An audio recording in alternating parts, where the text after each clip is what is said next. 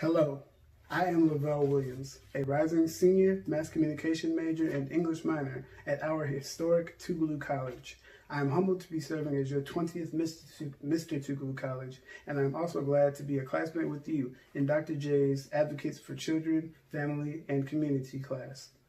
Today I want to speak to you about the Supreme Court case, Hazlewood v. Kuhlmeier. In this particular case, up for debate was the First Amendment rights of students in public schools. The actual events of this case were as follows. At this particular school, Hazlewood, the school newspaper was run by students and with a teacher also involved. And so the students were producing their school newspaper with the tutelage and advisement of the teacher. And ultimately, they came up with two articles that were controversial to the principal. Namely, those articles dealt with teen pregnancy and divorce. And so the principal decided that these were not appropriate to reach the other students. He decided this based upon the fact that the teen pregnancy article included material about contraceptives that he didn't want younger students to be exposed to. It also, the divorce article included information about about a local couple. I believe it was the parents of the students and of one of the students. Their name was originally included in the paper, but the journalism teacher, edited that out in the process of editing. Still, the principal decided that because the parents had not had an opportunity to give their own side of the story, he still did not want the story to be published. Ultimately, when it came time for the student newspaper to be published, the principal decided that those two stories would need to be redacted, and the way that he chose to enforce this is that the entire pages which those stories were on had to be removed. That is to say that not only the stories that were wrong, rather that he had an issue with, it had to be removed, but also all of the content with them. So that's what happened. But when it happened, there were three students, including Kuhlmeier, who actually had an issue with this, and they took it to court. The case ended up going all the way to the Supreme Court. Ultimately, the court sided with the principal and against the students, stating that the school newspaper does not actually act as a public forum, and that would mean that the principal and school authorities had a right to censor the speech that was included in the school newspaper as long as it served pedagogical concerns, that is to say, educational concerns. Now, the Supreme Court ruled against the students in this case, but it is worth noting that earlier, a case before this one, Tinker v. Des Moines, is a case in which the free speech of students was also being debated. However, in this case, the Supreme Court ruled in the favor of students.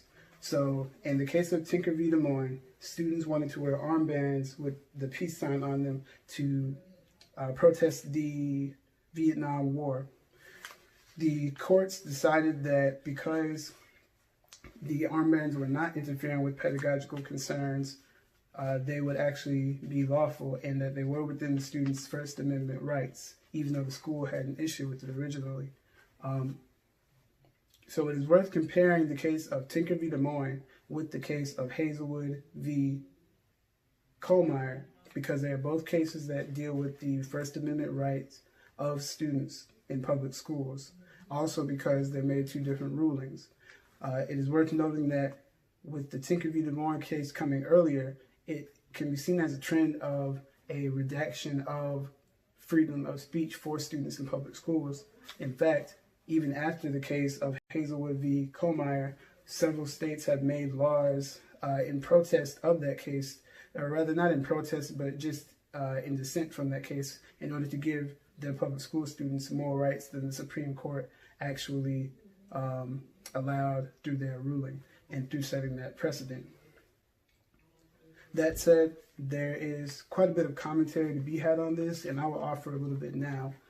I believe that the principal in his decisions should have been required, or rather, I believe that the Supreme Court should have required the principal to allow and to provide an alternate avenue for expression of the student's speech. To give you an example of an alternate avenue of expression, I believe that the courts could have required the principal to perhaps get in touch with their local newspaper, which would in fact be identified as a public forum because it's not within the confines of a public school, and for strictly pedagogical terms, a public forum in the case of a professional newspaper is entirely for the public. I think that the issue comes into play when we consider the conceptual purpose of the First Amendment.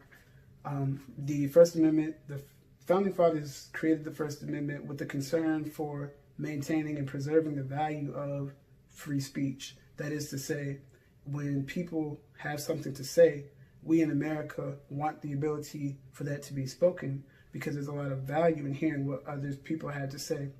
However, when we cut off that speech through censorship and through limiting the reaches of the First Amendment, such as in the case of Hazlewood v. Kuhlmeier, there becomes an issue where valuable speech cannot be exchanged. And there's no telling whether somebody could have been thoroughly impacted by the speech that the students delivered in those two articles, and we'll never know because of the fact that the articles were redacted from the paper. And so, ultimately, the Supreme Court case of Kuhlmeier v.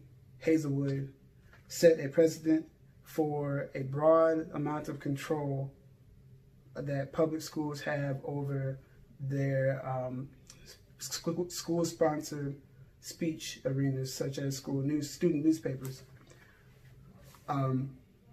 It provides an interesting conversation about the rights of students to express themselves and the legitimacy and potency of the First Amendment as one of the bedrock concepts of the United States and the government that makes it up.